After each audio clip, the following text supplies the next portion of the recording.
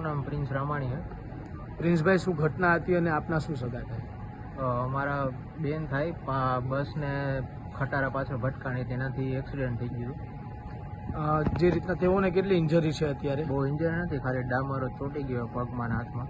કેટલા લોકો ઇજાગ્રસ્ત થયા છે આ ઘટનામાં? અંદાજે અત્યારે તો સિવિલ હોસ્પિટલમાં 5-6 એડમિટ છે, બાકીના તો બીજી જગ્યાએ સારવાર હેઠળ છે. કેટલા વાગ્યાની આસપાસ ને કઈ જગ્યાએ ઘટના બની હતી? 1 થી 1.5 ની આસપાસ અને ચોટીલાથી આગળ દર્શન હોટલની વચારે. પેટ્રોલનું ટેન્કર કેવું કાંઈ હતું સામે? ના, ડમ્પર હતું. ડમ્પર હતું. હા. મારું નામ જય વોરા છે. જયભાઈ, શું ઘટના હતી અને તમારા શું સગા થાય? મારા મોટા બાપુના સાઢુભાઈ થાય છે. એટલે અમને રાત્રે 2-2:30 વાગે ફોન આવ્યો પપ્પા ઉપર કે આવી રીતના બનાવ બન્યો, સિવિલમાં તમે જાઓ. શું બનાવ હતો? એ ચોટીલા આગળ ડામરનું ભરેલું ટેન્કર હતું, એની પાછળ બસ ઘૂસી ગયેલી. એટલે પેટ્રોલનું ટેન્કર હતું? હા, પેટ્રોલનું ખબર નથી બહુ, પણ ડામરનું કંઈક હતું. તેઓને કેટલા ઇજાગ્રસ્ત છે અત્યારે?